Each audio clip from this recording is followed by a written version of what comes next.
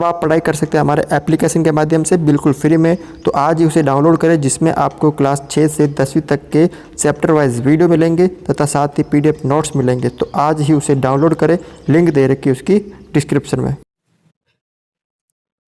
देखिए आज का जो वीडियो है वो है कक्षा 7 का विविध प्रश्नमाला है 10 प्रायोगिक ज्यामिति, और इसके अंदर ये 8 क्वेश्चन दे रखे हैं।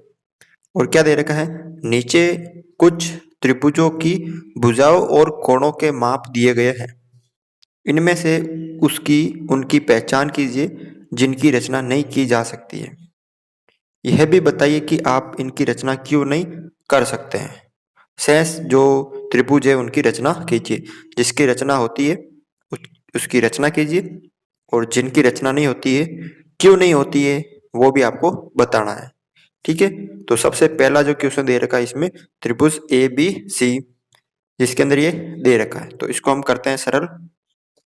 पहला क्वेश्चन दे रखा है आपको त्रिभुज ए बी सी है, ठीक है, जिसके अंदर कोण ए है 85 डिग्री और कोण बी है 115 डिग्री, और ए बी जो भुजा है वो 5 सेंटीमीटर है। ठीक है, अब ये जो है मतलब इस त्रिभुज की रचना हम नहीं कर सकते। इस त्रिभुज की रचना नहीं कर सकते हैं। अब क्यों नहीं कर सकते हैं, कारण क्योंकि इसके अंदर जो दो कोण दे रखे हैं ये एक त्रिभुज होता है। ठीक है, नाम दे दीजिए ए बी और सी, जिसके अंदर ए का मान दे दिया आपको 85 डिग्री और बी का मान दे दिया आपको 115 डिग्री। अब इसकी हम रचना कर ही नहीं सकते ना, क्योंकि 85 और 115 कितने होते हैं, 100, देखो ये हो गए 90 और 200 होता है, 115 और 85 200 होते हैं। लेकिन कारण है कि त्रिभुज के तीनों अंत्यकोणों का योग 180 डिग्री होता है। जो त्रिभुज होता है उसके जो तीनों कोण होते हैं, ये त्रिभुज के जो तीनों कोण होते हैं इनका मान 180 डिग्री होता है। 180 डिग्री से न तो कम न ही ज्यादा, मतलब कहने का मतलब है फिक्स 180 डिग्री होता है। 180 डिग्री से न तो कम और न ही ज्यादा होता है। लेकिन यहाँ पे 200 डिग्री आ रहा है, तो इसकी हम रचना नहीं कर सकते हैं, ये इसका कारण है। ठीक है, अब यहाँ पे देखो पहला हमने कर लिया। दूसरा देखो त्रिभुज पी क्यू आर, जिसके अंदर Q है 30 डिग्री और ये है 60 डिग्री, दो कोणों के बीच में एक भुजा, यानी इसमें कौन सा नियम लग रहा है आपके, ASA नियम, कोण भुजा कोण, क्योंकि 30 और 60 90 डिग्री होता है ना, यानी दो कोणों का योग 90 डिग्री, तो तीसरा 90 हो जाएगा। ठीक है, तो यहाँ पे देखो अब आपको इसकी रचना करनी है। अब यहाँ पे देखो क्या क्या दे रखा है आपको, एक कोण Q दे रखा है, कोण R दे रखा है और QR दे रखा है आपको। तो इसका हम कच्चा चित्र बनाते हैं। सबसे पहले क्या क्या दे रखा है आपको, Q दे रखा है और R, तो ये हो गया PQR। Q कितना दे रखा है आपको 30 डिग्री, R कितना दे रखा है आपको 60 डिग्री और QR कितनी दे रखी है 4.7 सेंटीमीटर। अब इसकी रचना करनी है, तो आपको क्या करना है, सबसे पहले QR जो है वो 4.7 सेंटीमीटर का बनाना है। तो ये हम यहाँ पे क्या करते हैं, 4.7 सेंटीमीटर का एक रेखाखंड खींच लेते हैं। नाम क्या है इसका, QR 4.7 सेंटीमीटर। अब यहाँ पे देखो जो Q बिंदु है, Q जो बिंदु है उस पर है 30 डिग्री का कोण, और जो R बिंदु है उस पर है 60 डिग्री का कोण। तो हम ये प्रकार की सहायता से बना सकते हैं। तो आपको क्या लेना है, प्रकार लेना है और बिंदु Q पर 30 डिग्री का कैसे बनाते हैं, देखो यहाँ पे ध्यान से। इस तरह आपको पहले चाप काटना है, ठीक है।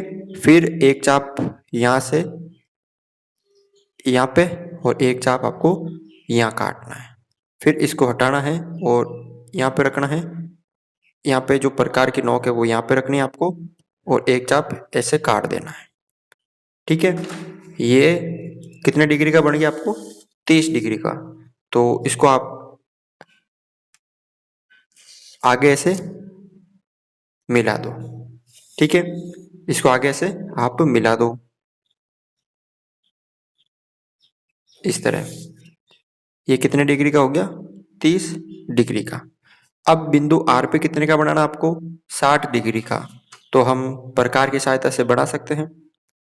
तो प्रकार लेंगे, एक चाप ऐसे काटेंगे और ये जो पहला बनता है वो कितने डिग्री का बनता है, 60 डिग्री का बनता है। तो अब आपको करना क्या है, यहाँ पे रखना है और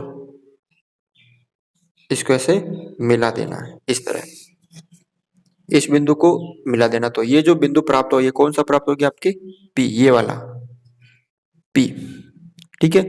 और ये बन गया आपके 60 डिग्री का, ठीक है ना। तो इस तरह से आपको क्या करनी है, इसकी रचना करनी है। इसके जो रचना के पद है वो देखिए आप यहाँ पे। सर्वप्रथम त्रिभुज PQR का कच्चा चित्र बनाया तथा सभी मापों को कच्चे चित्र में अंकित किया, ठीक है। फिर रेखाखंड QR 4.7 सेंटीमीटर खींचा। प्रकार व पटरी की सहायता से बिंदु Q पर 30 डिग्री का तथा बिंदु R पर 60 डिग्री का कोण बनाया तथा दोनों कोणों की किरणों को आगे मिलाने पर कटान बिंदु को P नाम दिया। इस प्रकार अभिष्ट त्रिभुज PQR प्राप्त हुआ, ठीक है ना। तो ये आप रचना कर सकते हो इसकी। दूसरा क्वेश्चन भी हमने कर लिया। अब देखो आप तीसरा क्वेश्चन, त्रिभुज ABC है, उसके अंदर कोण A दे रखा है, कोण B दे रखा है।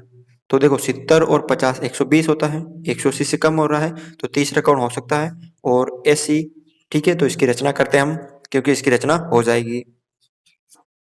तो देखो ये दो तीसरा क्वेश्चन लिखा हुआ है, इसका हम कच्चा चित्र बनाते हैं।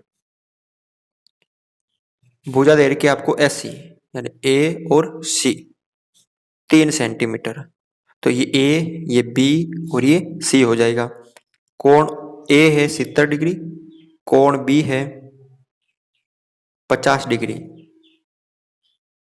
ठीक है। तो ये कितना हो जाएगा, क्योंकि त्रिभुज के तीनों अंत्यकोणों का योग कितना होता है, 180 डिग्री होगा ना। तो कोण A प्लस कोण B प्लस कोण C, इन तीनों कोणों का योग 180 डिग्री होता है। तो कोण A है 70 प्लस कोण B है 50 प्लस कोण C पता नहीं और 180 तीनों का योग होता है।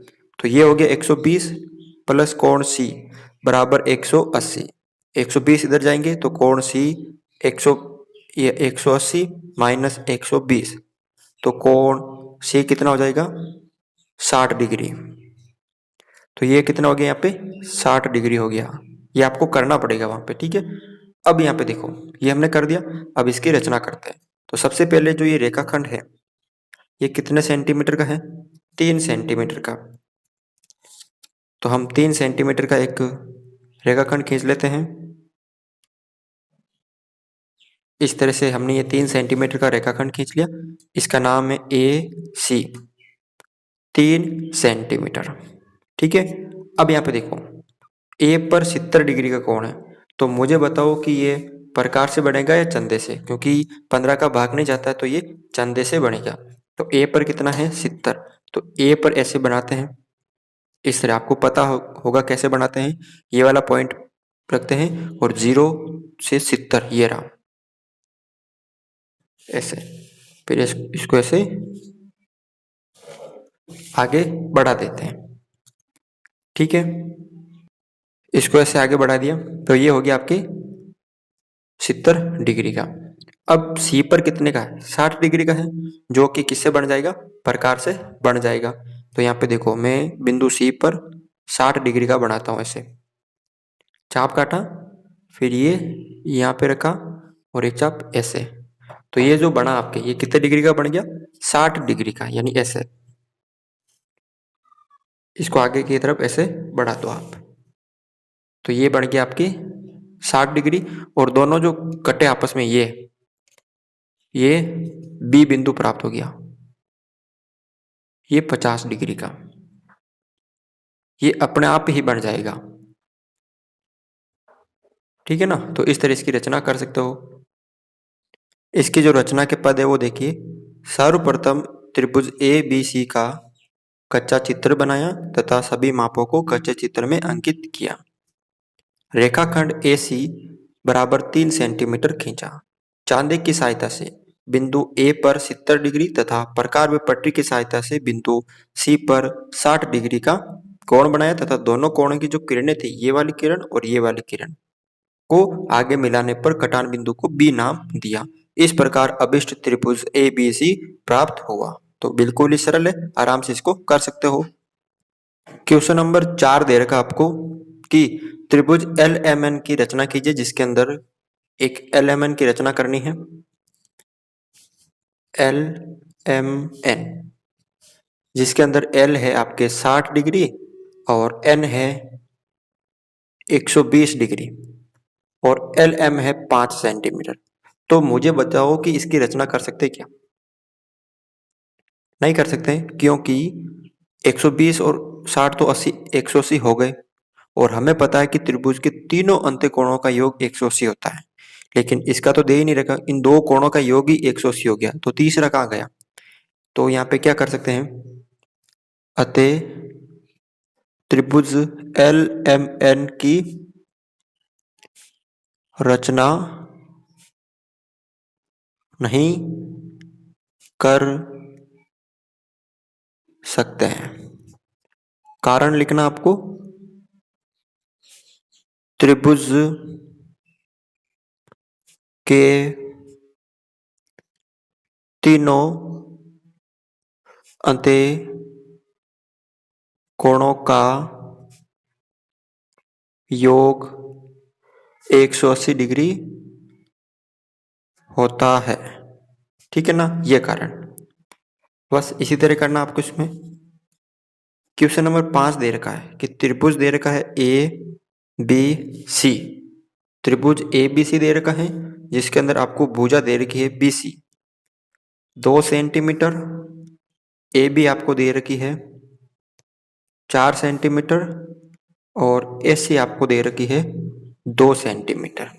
अब भुजा दे रखी है, कोण नहीं दे रखे, तो भुजाओं के आधार पर क्या नियम होते हैं? देखो, ये त्रिभुज दे रखा है A B C, A B और सी, जिसके अंदर बी सी 2 है, ए बी है आपके 4 और ए सी है 2, ठीक है। अब यहाँ पे देखो, ध्यान से देखना, क्या इसकी रचना कर सकते हैं? तो इसका एक नियम होता है कि त्रिभुज में किन्हीं दो भुजाओं का योग तीसरी भुजा से अधिक होता है। ये नियम आपको पता होना चाहिए। अगर आप त्रिभुज की रचना कर रहे हो तो भुजाओं के आधार पर ये पता होना चाहिए कि त्रिभुज में 2 भुजा होती है, उनका योग तीसरी भुजा से अधिक होना चाहिए, तभी हम उसकी रचना कर सकते हैं। बराबर नहीं होना चाहिए। देखो, पहले ये 2 भुजा ले लो आप कि ए बी प्लस ए सी, ये बराबर है या नहीं है? किसके? ए बी प्लस ए सी किसके नहीं है? बी सी के, यानी ज्यादा होनी चाहिए। इन दो भुजाओं का योग तीसरी भुजा से ज्यादा होना चाहिए। तो ए बी कितनी है? 4 प्लस ए सी कितनी है? 2 और बी सी कितनी है? 2, 6 और 2 ज्यादा है। तीनों भुजा देखनी है। ये ए बी और ए सी का करके हमने देख लिया बी सी से। अब A B plus B C, इसकी तुलना किससे करते हैं? ए सी से। 2 भुजा, अब ये लेते हैं तीसरी ए सी। ए बी कितनी है? 4 प्लस बी सी कितनी है? 2, क्या ज्यादा है? ए सी कितनी है? 2, 6 और 2, ये भी ज्यादा है। अब कौन कौन सी होगी, देखो ये 2 हो गई इससे, ये 2 हो गई इससे, अब ये 2 करनी है हमें इससे, यानी AC प्लस BC ज्यादा होनी चाहिए किससे, AB से। तो AB AC कितनी है, ये AC है, ये कितनी है 2, प्लस BC कितनी है 2, ज्यादा होनी चाहिए AB यानी 4 से। तो 4 ज्यादा 4 क्या ज्यादा है क्या, नहीं, ये ज्यादा नहीं है ना, तो इसकी हम रचना नहीं कर सकते। 2 तो है लेकिन 1 नहीं है, तो इसकी हम रचना नहीं कर सकते। तीनों होनी चाहिए, तीनों बराबर अधिक होनी चाहिए, बराबर भी नहीं होनी चाहिए, अधिक होनी चाहिए। जैसे अगर यहाँ पे 5 आ जाता ना तो यहाँ पे हम रचना कर सकते हैं। अगर ये जो AB है ये ज्यादा होती ना तो हम कर सकते हैं। ठीक है, तो यही था अब इसमें कि 2 भुजाओं का योग तीसरे से क्या होना चाहिए, ज्यादा होना चाहिए। तो अब यहाँ पे अतः त्रिभुज ABC की रचना नहीं कर सकते हैं, कारण लिखो।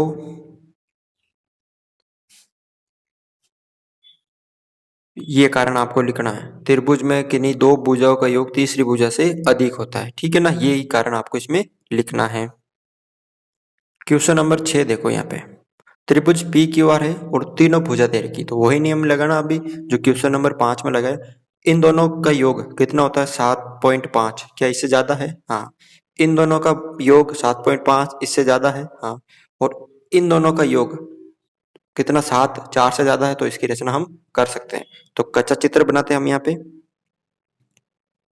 PQR,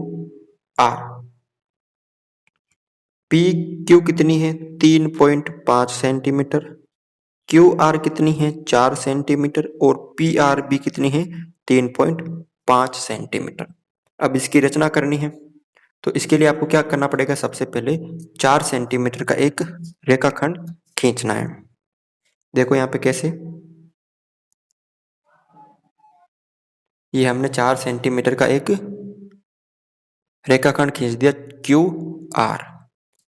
अब क्या करना आपको, ध्यान से देखो, P की Q से दूरी 3.5 और P की R से भी 3.5, तो आपको प्रकार में 3.5 सेंटीमीटर का चाप भरना है। ये हमने 3.5 सेंटीमीटर का चाप भर लिया है, और एक चाप आपको R से काटना है और एक चाप आपको Q से काटना है। जो दोनों चाप कटे और जो कटान बिंदु प्राप्त हुआ वो कौन सा बिंदु प्राप्त हो गया, P, इसको हमने नाम दे दिया P। उसके बाद आपको क्या करना है, P को Q से मिला देना है और P को R से मिला देना है। ये 3.5 सेंटीमीटर और ये भी 3.5 सेंटीमीटर। बस इस तरह से इसकी क्या कर सकते हो आप, रचना कर सकते हो। ठीक है, और अगर रचना लिखनी है तो देखो यहाँ पे रचना है कि सर्वप्रथम त्रिभुज PQR का कच्चा चित्र बनाया तथा सभी मापों को कच्चे चित्र में अंकित किया। फिर रेखाखंड QR 4 सेंटीमीटर खींचा, ये 4 सेंटीमीटर खींचा।